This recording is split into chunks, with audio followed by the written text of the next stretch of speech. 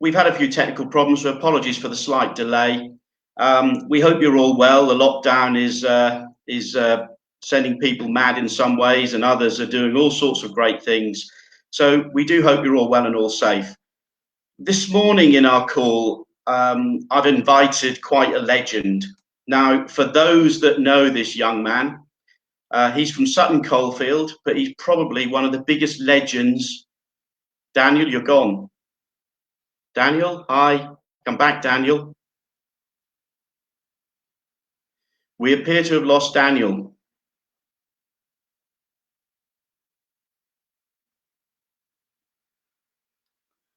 I guess he's lost connection.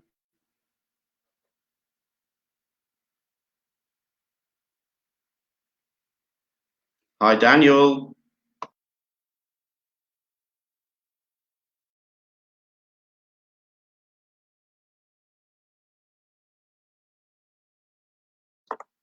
Hi, we appear to have technical issues. We've lost Daniel, so just hold the line and we'll come back to you as soon as he's back on board.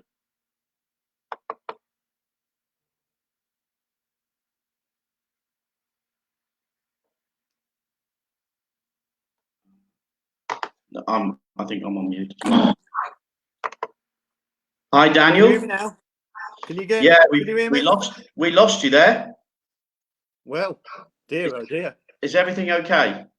Yeah. Yeah, I think it's fine. I don't know what happened there. It just went dead, didn't it? Yeah, I'm going to go through that introduction again then, Daniel, because the announcement of you is special. So, this young man from Sutton Coldfield, he is a legend of Sutton Coldfield and probably as big a legend, if not a bigger legend, in Tamworth.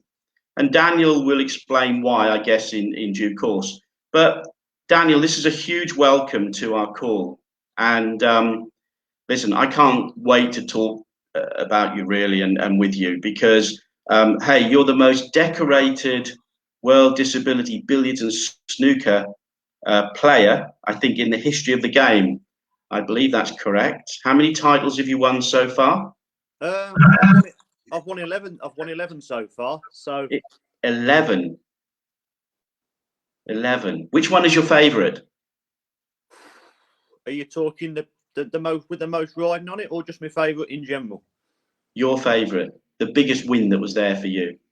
The biggest win in terms of what was at stake, or no, for you. What was your favourite win? The first Belgian Open, I think. Wow. Okay. The first and yeah, why was that so special? Because it was my first time abroad. Yeah. Great time. Whole new experience.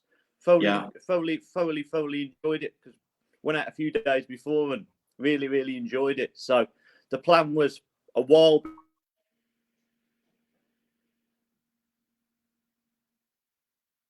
I think we've lost David again.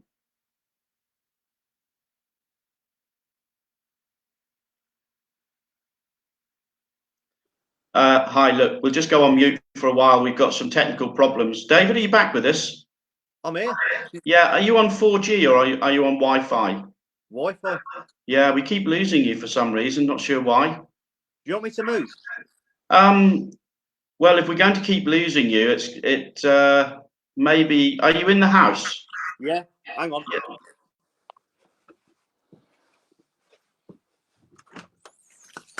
Right, as David goes on holiday around his household, I'm going to keep talking about him. He may or may not be able to hear. I can. You can hear, can you? Yeah, you always have had good ears, haven't you, David? Hey. So we've got you on voice, but we just don't see the pretty face.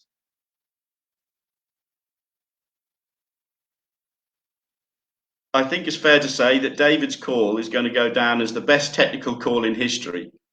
Are you there, David? Yeah. You're back. I am. I'm just finding somewhere to sit.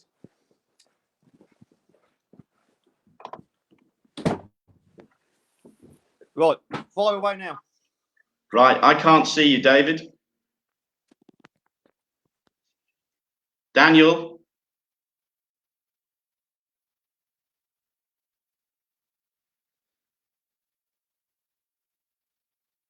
I think we may have to cancel this call until we can get Daniel connected better than this. Right, guys, I'm going to cancel this call and we'll reschedule. Daniel?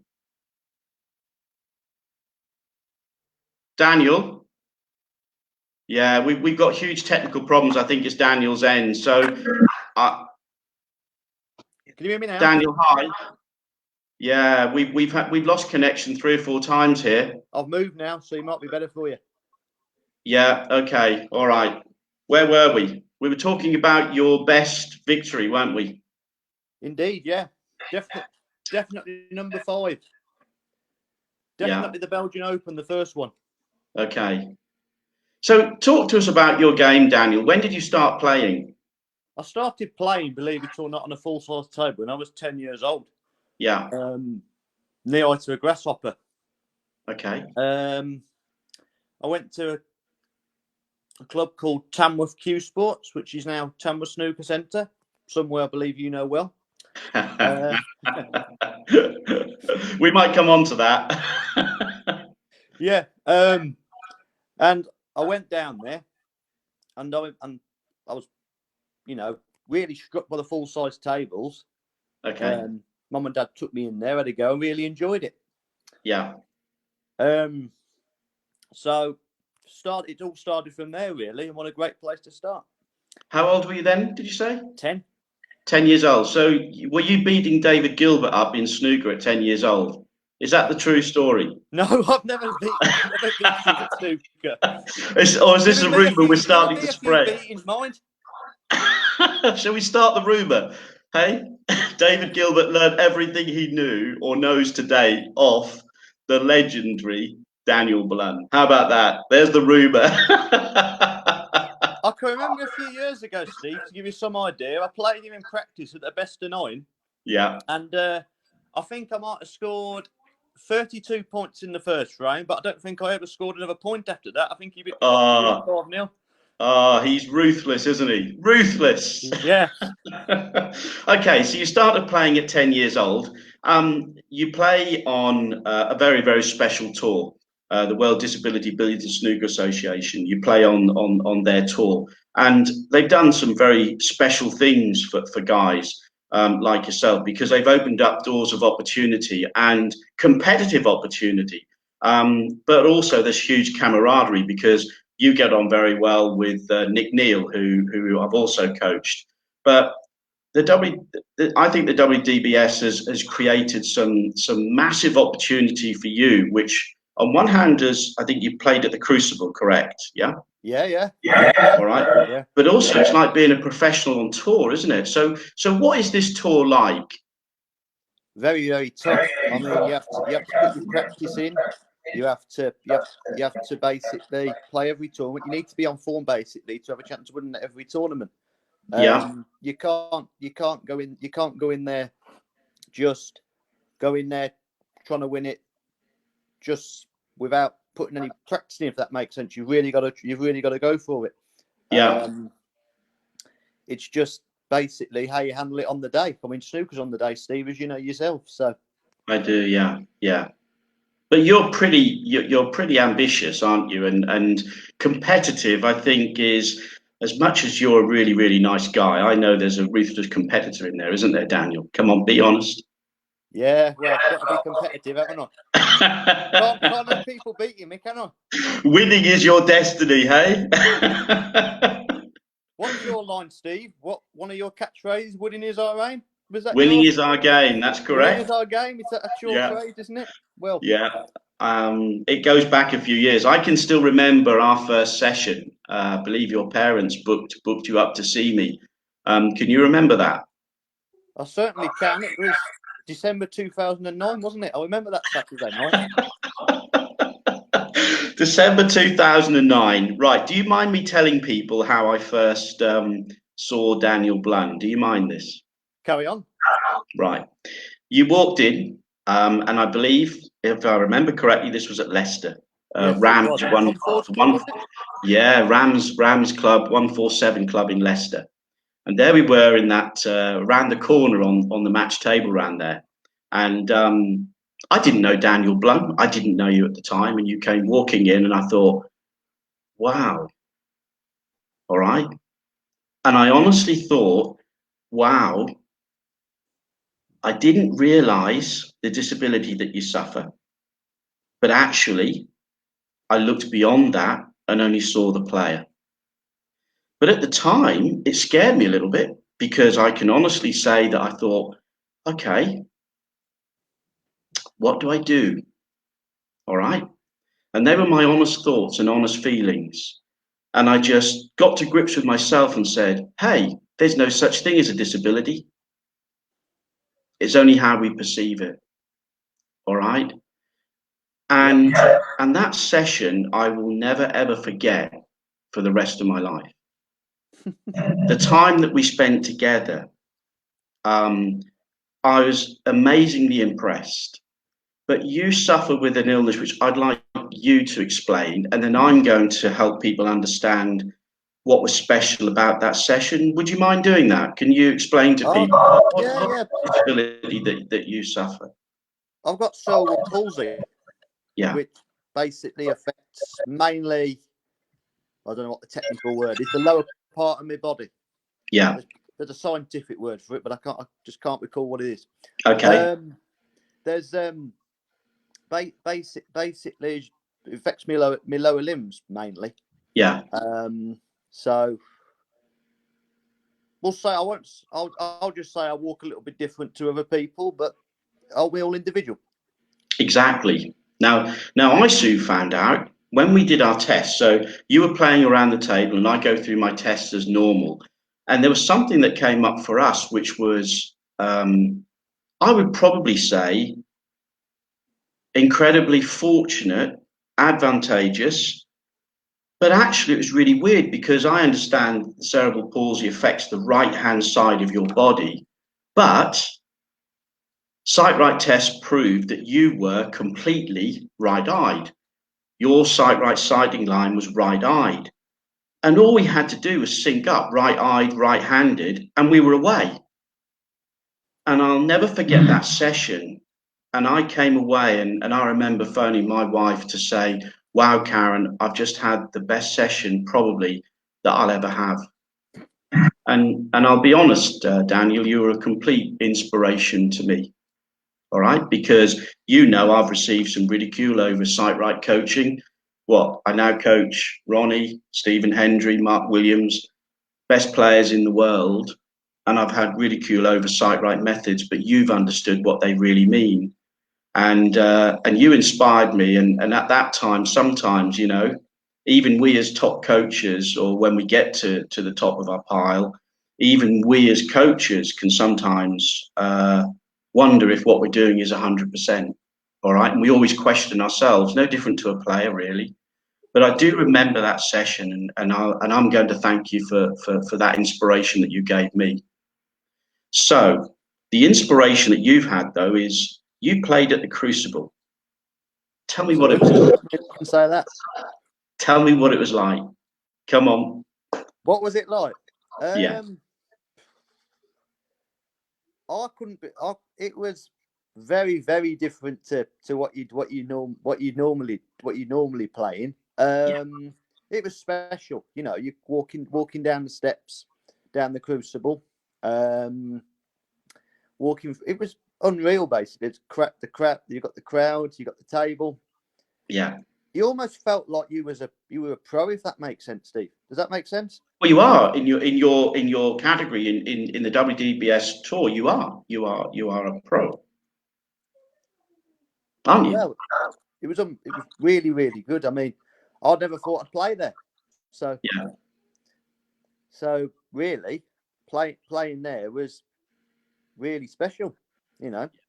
Can you remember it as if it was yesterday, or did it become a bit of a blur because of the first experience? Bit of both, if I'm honest with you. Yeah. Bit of a blur in the fact time goes quick. What are we? Made the ninth already. We should have played the next Crucible for the pros by now, shouldn't we? Yeah. Yeah. Go give you some idea how quick time goes, but it doesn't seem long ago again because time goes so quick. It seems like 5 minutes ago. But I've learned a lot from playing there, obviously, and we'll see what happens in the future. Okay. Well, I think we're going to see you at the Crucible quite a lot. What I'd like to ask you then. So, what is your highest break? Now, when I see a player, your highest break in match play and in practice, because you know me, this is all about competition. Is this? What do you mean? What do you mean in terms of practice? Do you mean solo, or do you mean frame practice? Well, okay. You're going to create three categories. Let's go solo practice. What's your highest break? 138 in solo. 138. Wow. What's your highest break in practice against somebody? 102. Wow. And what's your highest break in match play? 101. 100. So you've made a century in match play. So you've made a minimum of 3 centuries. Yeah. So how many centuries have you made, Daniel? 3. 100, 101, 102. So you made 3, yeah? Yeah, 100, 101, 102. Yeah. We're going right. to 103 hopefully next day.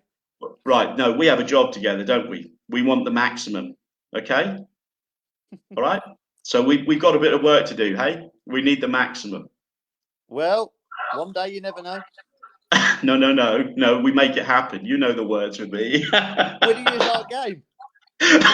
Right. Come on now. Okay. So you've been at the Crucible, and there's a really good friend of yours that was at the Crucible last year. Who is this good friend of yours? Dave Gilbert. Now, how long have you known him? Because, listen, I've had a message from him this morning. All right. He tells me you are the legend. All right. So, how long have you known David?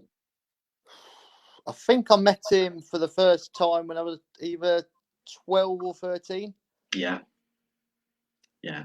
And you followed him in so many matches around the main tour, haven't you? Yeah, I've been to a lot of different games over the years. Yeah, and and it's good to see him doing as well as he is, because he deserves to. Oh, he's a great guy. Yeah. I mean, he's always had the talent, but it's just a case now. He's now going for what he deserves to go for. You know what I mean? He's doing as well as he deserves to. Yeah. And it was only a matter of time for me. Yeah. I mean, the talent with David is always there. He's a special guy. I know you were at the Crucible last year, so I know what it meant to you as a good friend of his. But hey, you've got some street cred over David, haven't you? Have I? Yeah. Now, if he's watching this call, all right, David is in the elite top 16. I think he's around 11 or 12. But your street cred is you go into next season world number 1 on your tour, don't you? Am I correct on this? Yeah. So number 1 at anything. So come on, do this to David, number 1. So I've got more work to do with David. Is that correct? Get practicing, Dave. I love it. I absolutely love it. Right, what cue do you have then, Daniel? Let's talk equipment.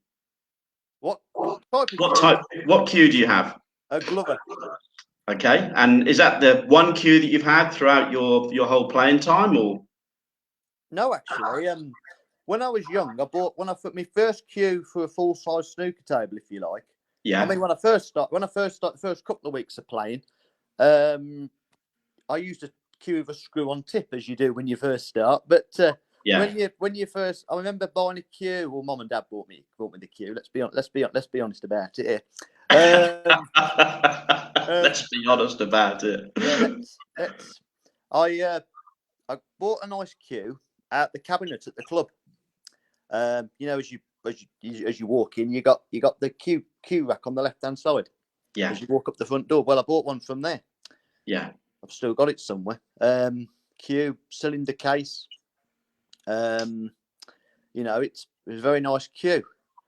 And probably not long before I seen you, actually. 3-4 years ago. Yeah. No, 3-4 months before, sorry. Before I seen you, for my 18th, I had a Glover cue in case. Yeah. I picked the cue, pick the grain, if you like, pick the ash. Pick the design. Glover did a good job. And to be honest with you, I still go to his place for the tips, for cue tips. Good stuff. Good stuff. And he's good. I would recommend him to anybody out there who's looking for a decent cue maker. I'm not saying John Paris is bad, because I've never had a John Paris, and I've heard some good things about John Paris. But if you like your cues, I'm saying Glover's very good. So cool. And in terms of practice, for anybody watching, roughly how many hours practice? I know we're in lockdown at the moment, but under normal circumstances, how many hours would you practice a week? Well, if you can practice normally, whenever I'm on a table, if I'm on my own, I will always practice, say, 2.5 hours at a time. Okay. So I'll have a couple of hours maybe, then go and have a cup of tea, and then later in the day, I suppose you might go and have another couple of hours maybe. Yeah. If I'm in work mode, i.e. working, I'll just do it when I can, really. Yeah. So I've always had the same phrase with snooker. So somebody asked me once, someone from Tamworth. He asked me, how many hours a day do you practice? How much do you practice, Dan? How much do you play? I says, as much as I can. You know, that's always applied. I'm not a massive believer in all this. Basically, saying, oh, I practice this and I practice that and I practice the other hours a day, because everyone's different, if that makes sense. Yeah. But you make sure you get value out of every practice session you have, don't you? Right. So, quality is more important than quantity. However, Rock if on. you can get the quantity as well as the quality, then better still. As long as you do the right things. Yes. Because what you don't want to do is start going for the motions, because I believe if you start going for the motions, you'll pick bad habits up. I'm a creature of habit anyway. So if I start picking bad habits up, creature of habit I am, I'll have to work hard to get them out of me. So, well, I have to knock the bad habits out then, don't I? So let's fast forward you. If there was one thing now as a player that you would like to win on your tour, what would it be? Having done everything that you've done so far, if there was one thing that you would like to win, what would it be? There's two things really, but one of which is achievable, and one of which is not so achievable, but a good goal to have. But law of averages say it won't happen. The standard's too high. Right. What's the achievable? In terms of tournaments, I'm talking about winning tournaments here. Yeah. I'd like to get my hands on the Champion of Champions again. Cool. Because that's always good. Yeah. I'd like, and the other one, which is a bit too far-fetched in the law of averages, but I've won 3 Belgian Opens on the trot. I've played there 3 times. I won 3 times. I'd like to go to Belgium every year for as many years as we go there and never lose. But that's probably not gonna happen. What, you'd like to win Belgium as many times as the legendary 7 times King of the Crucible, Champion of the World, Stephen Hendry? You'd like to beat that title in Belgium, would you? As many as I can, but it's a good as many as you can. No, why not? It's a far-fetched goal. Like I say, the Belgian Open is my favourite tournament out of them all. So I've won 3 out of 3, so it'd be nice to keep winning it, I suppose. But you're sending out quite a message to your competitors, aren't you? Hey, you don't want anybody to get their hands on that title, do you?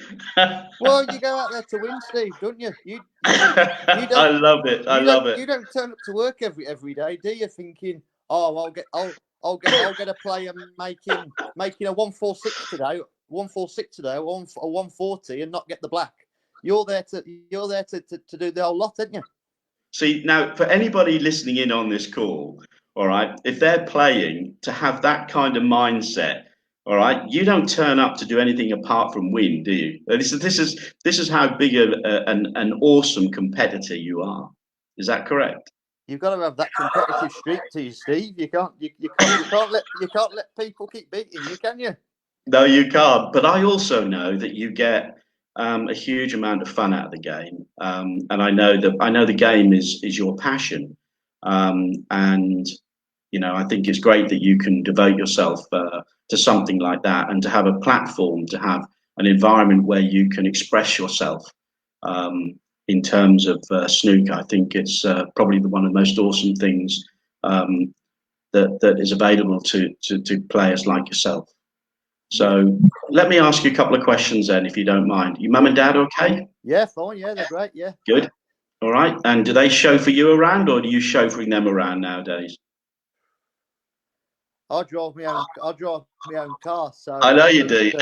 But your dad's often at tournaments with you, most, if not everyone, isn't he? Everyone in Britain. Yeah. He tends to drive to the tournaments, to be perfectly honest with you. Yeah. Because he doesn't mind doing it, and he in his own mind, because I suppose as people watching the game, yeah, and as to when in terms of watching, apparently it's worse. I'll have to ask. It's worse to watch than it is to play. Apparently, it is. Apparently, playing is the very easy bit compared to the watching. Yeah, unless it's final frame and you're on the black. That's not so easy playing then. Apparently, that's still easier than watching. Apparently, Dad said he feels the pressure. Apparently, you know me, because I expect the win. I kind of have learned to cope with that kind of mentality of being the watcher. I have to keep that mind in control. Go on, then, Steve.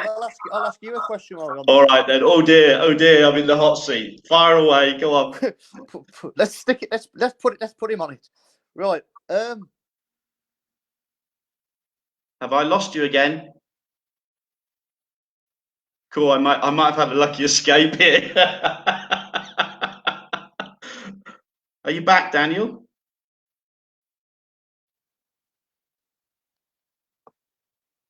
Have you gone off, Steve? I've lost. I've got your voice back, but you're back again. You're like Arnold. You're like Arnold Schwarzenegger. You are. Is that what I'm like? I tell you what. I'll be back. Steve. I'm waiting. I'm listening. I was still on the phone, but you'd gone quiet. Oh, it's weird, isn't it? I thought you'd bottled out on me when I was about to ask you a question. This is why you're a legend. Come on, I'm waiting for this question. When you are watching, yeah. When you are watching a professional, whoever that professional is, whoever you are coaching, and I've seen you when say, for example, Williams won the World Championship, you was jumping up and down, and he was quite emotional, really. Yeah. You won't mind me saying that on here. When you are watching those professionals and you are guiding them to the promised land, as we'll call it, do you? How nervous do you get? Do you start? Is it nail biting nails time, or is it a bit more, or is it a bit different to that? Because Cool, you're asking me to reveal quite a big secret here, Daniel. Am I going to do this? Is it, Steve? Okay, I will reveal the secret. Go on. All right. With the work that I do with the player, I learn to believe in exactly what the player is capable of. So between temperament, skill, ability, and sometimes I will work the player on certain things that in my mind, I believe will come up in the game. And it often does. So there may be one or two shots which I know maybe the player might be weak on. They won't even know I've worked them. But I learn to trust the player by the nature of the work that we've done. Mm-hmm. And I also learn to believe in not only the work that I've done with the player, but what the player can do. So in other words, imagine sitting there knowing that things are going to happen, that you've helped the player make it happen. You have enabled the player to control themselves, to improve, to believe in themselves. But more importantly, it's not just about believing in themselves, because any hypnotist can arguably do that with a player. It's the ability to be able to execute under pressure and to be able to trust your technique to be able to execute. So if I've done everything with the player in terms of helping them understand their journey, where they're going, helping them trust their technique, because I remember one coach telling me a long time ago, nobody really makes it or even stays in the top 16 elite unless they are technically able to stay there. You have to have a really, really robust technique. So it's important for me to help bring perfect sighting alignment, cue action, everything that goes into executing a shot brilliantly. So I learned to trust in my work with the player, what that player has, the level that that player has reached, but I've also generally helped that player understand that they can win. And to start believing that you can win when the opportunity arises to walk through the door, not to have the door slam in your face, not to think if, but when. So that's why I'm able to stay calm. And it's a little bit like, why would anybody ever cheer a racing horse until they're past the line? Until you know they're past the line. I've seen so much sport, so much snooker, so much football to know that the game is never over until it is finished. And it's a little bit like the old song, don't count your chips until the game is done. All right. And I fundamentally learned to believe that the player is going to be able to deliver because of the work that we've done. And I don't lie to the players. They know where we start. They know where I know and believe that we can take them. And we go and do it. Absolutely. Does that answer your question? Yeah. I'm glad to have got a question to you, Steve. It's I've got to share the load, Steve. I can't have you asking me everything. Well, I've shared a secret. I've shared a secret there. There are times when I know what's going to happen. That's how it feels to me. Now, whether or not some people watching might say, what a load of rubbish. But listen, you do. There's things which you believe are going to happen because you make things happen. So when you're working with a player and you're working together to make things happen, there's also times where things can unfold and you're managing things through the process. Some players will hit a wall. You know this. You haven't won titles by not breaking through the wall. That wall can come at 16, quarterfinals, semi-finals. It hits some people when it doesn't hit others. I see the signs. I know when a player is backing off. I know when a player is able to go through. Sometimes you learn by your mistakes. Sometimes you don't know whether to say something to the player or to intervene. And an intervention is a very, very difficult decision sometimes, because you want the player to go out and enjoy everything they're doing, but you also know that unless a player wins a tournament, they lose. Now, if you give everything, if you never leave anything out there on that table, if you give it your all, if you control the things that you can control, that you're able to control, and you give it your all, and you don't roll over and have your tummy tickled, all right, that's when you know that win or lose, you can walk away with your head held high. And I've sometimes taken one or two people back into the Crucible arena after they've lost, to help them understand that when they go back there, life is going to be different. Okay, and that's for me is very important. Seeing your journey. I saw something special in you a long, long time ago. All right, and yeah, you're naughty to ask me those questions. Right, that's rascal. You owe me one for that. I'm off the cuff. As a person, I'm off the cuff. I know you are. I'm a bit. I will ask these things because that's just me. Right. I think we're going to bring this call to a close. all right? Because there's one thing that I would like to say to you. Yeah. David Gilbert thinks of you as a legend. Nice. All right? Okay, I've already said this before. Wouldn't it be nice to see him win the world title? Very, very much so, yes. All right. So, Daniel, all right. So, like I say, Steve, like I say, thanks very much for those early lessons to get online. Yeah. You know, get right. You know, which was great.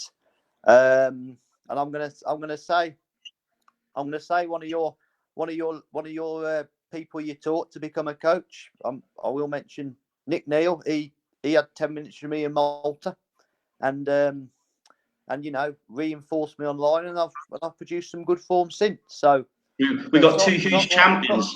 Hey? We got two huge champions in your tour, you and Nick Neal. How awesome is that? Well, it shows SightRight itself as a product. If it's a product, is it a product? Would you call it a product? I suppose it is. It is.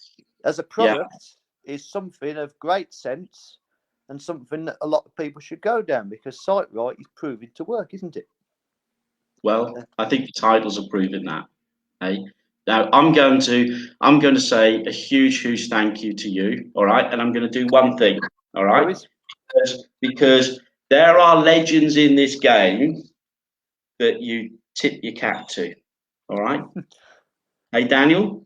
All right, and I tip my cap to you. Now, being in lockdown for so many weeks, I haven't got a clue what my hair's going to look like after I take this off, but I tip my cap to you again. All right, you're a legend. Okay, and I look forward to seeing you soon. All right, Steve. All right. Thank you so much for the call. No problem. And apologies to everybody where we had connection problems. But hey, Daniel, you're a legend. Thanks, you mate. Take care. Cheers, all right. Steve. Give my regards to your mum and dad. I will. Thank you very much. All right. Take care. Take care. See you later. See you later, Steve. See you soon. See you all. Bye. Cheers.